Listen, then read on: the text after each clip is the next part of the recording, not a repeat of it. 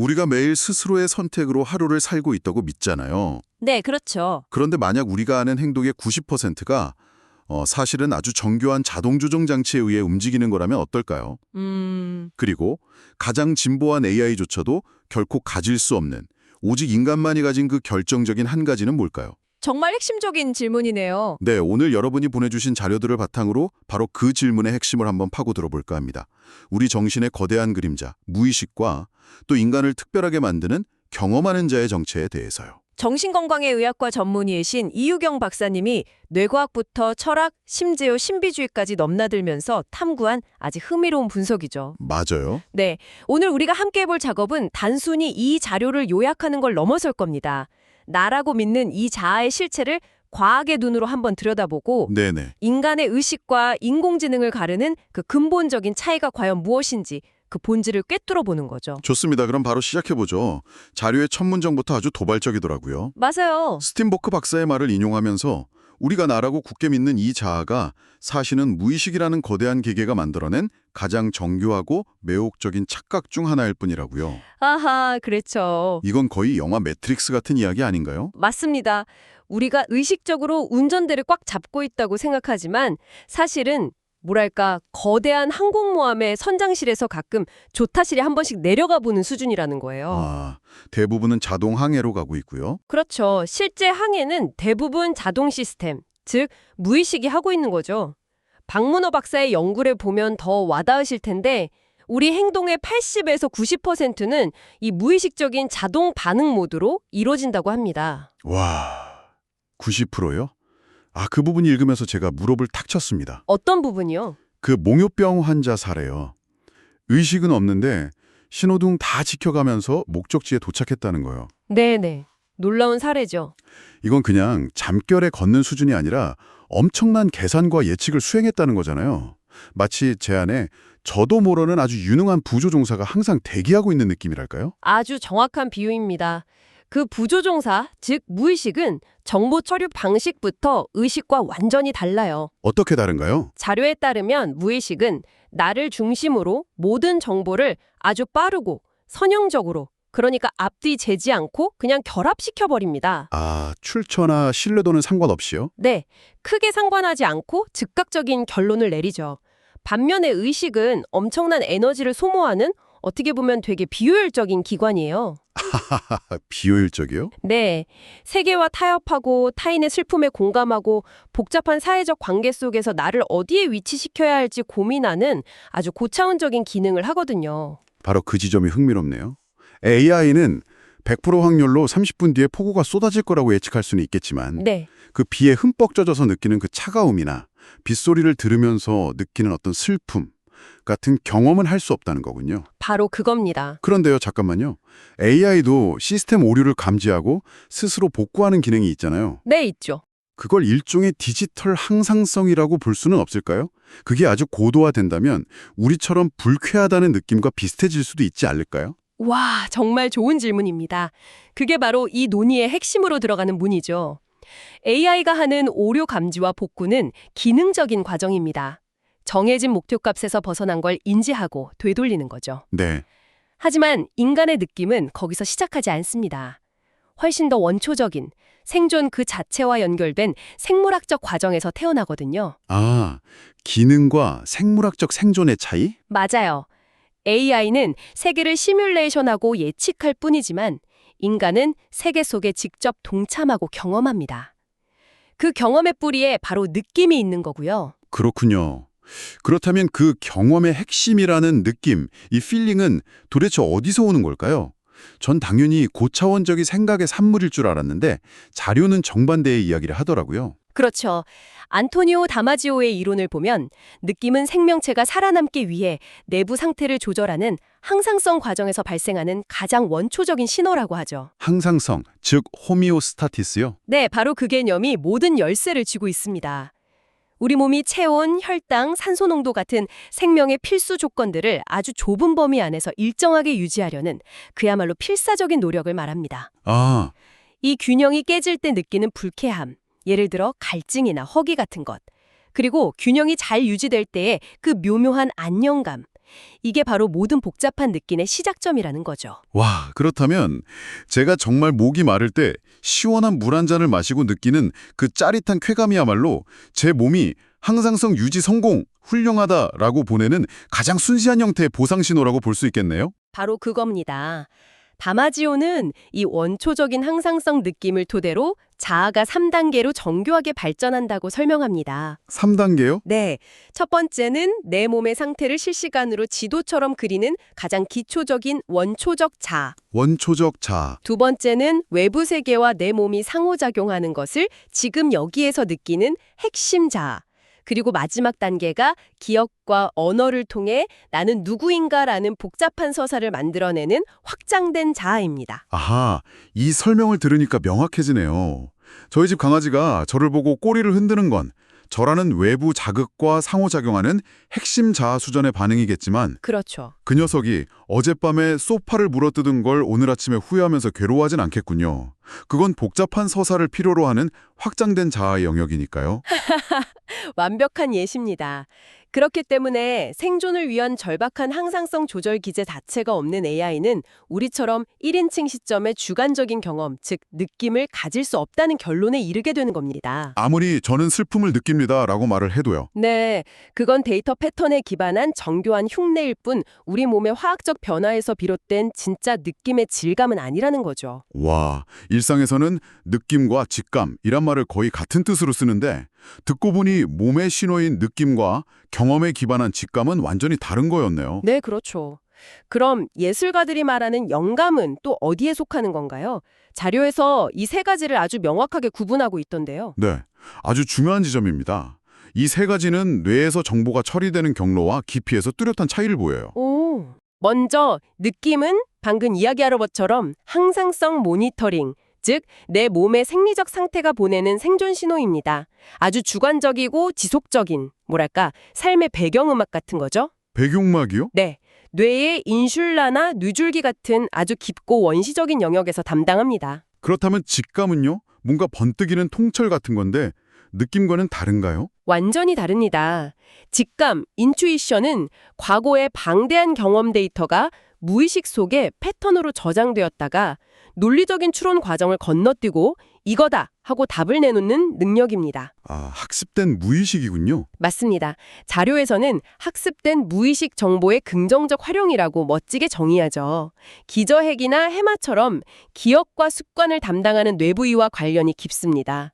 베테랑 소방관이 불길의 모양만 보고도 논리적 설명 없이 저 건물은 3분 안에 무너진다고 느끼는 것 같은 경우죠. 와, 명확하네요.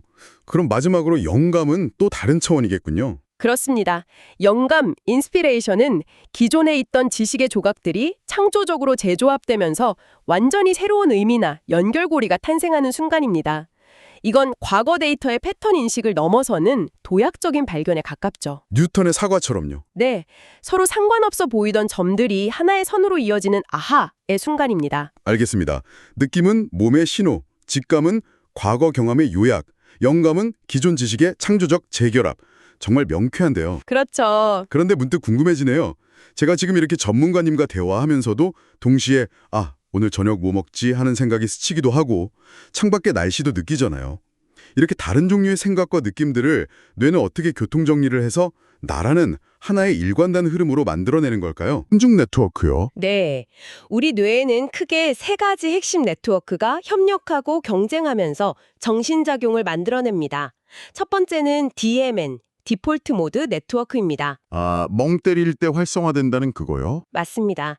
특별한 과제에 집중하지 않을 때 활성화되는 곳으로 자기 성찰을 하거나 과거를 회상하고 미래를 상상할 때 작동하죠. 자료에서는 이걸 불교의 마나스식, 즉 나라는 환상을 끊임없이 유지하는 의식의 물리적 기반에 비유합니다. 재밌네요. 나의 정체성에 대한 공장 같은 거군요. 그럼 두 번째는 뭔가요? 두 번째는 CEN, 중앙 실행 네트워크입니다. DMN과 정반대로 우리가 무언가에 집중해서 목표 지향적인 과제를 수행하고 논리적으로 사고할 때 활성화됩니다. 우리가 보통 이성적 의식이라고 부르는 영역이군요. 네, 지금 우리가 이 대화에 집중하고 있는 것도 CEN 덕분입니다. DMN이 내면을 향한다면 CEN은 외부 과제를 향하는군요.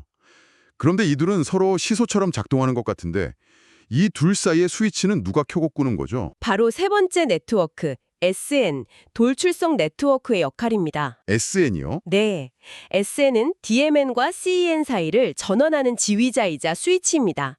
지금 내 배고픔이라는 내부 신호가 더 중요한지 아니면 눈앞의 프레젠테이션이라는 외부 자극이 더 중요한지를 판단해서 뇌의 자원을 어디에 집중할지 결정하는 거죠. 와, 이 SN이 우리 몸의 느낌과 외부 세계의 경험을 DMN의 자아서사에 효과적으로 통합시킬 때 우리는 비로소 지금 여기에 존재하는 일관된 나 자신을 느끼게 됩니다. 와, 마치 뇌 속에서 내면을 노래하는 DMN, 현실을 연주하는 CEN, 그리고 이 둘을 지휘하는 SN이라는 세 연주자가 완벽한 삼중조를 펼치는 것 같네요. 네, 그렇죠. 자료에서는 이걸 하이데거 철학의 현존재, 다사인과 신경학적으로 일치한다고까지 설명하던데 이제야 그 의미가 피부로 와닿습니다. 맞습니다. 우리가 세계 속에서 그냥 존재하는 게 아니라 끊임없이 내면과 외면을 조율하면서 나라는 현상을 매 순간 만들어내고 있다는 거죠. 이렇게 복잡한 나가 매 순간 만들어지고 있다니 정말 경이로운데요. 그럼 여기서 자연스럽게 이런 질문이 떠오릅니다. 어떤 질문이죠? 우리 인간은 이런데 다른 동물들은 어떨까요? 특히 우리가 사랑하는 반려동물, 강아지나 고양이도 우리처럼 느끼고 생각할까요? 아주 흥미로운 지점이죠.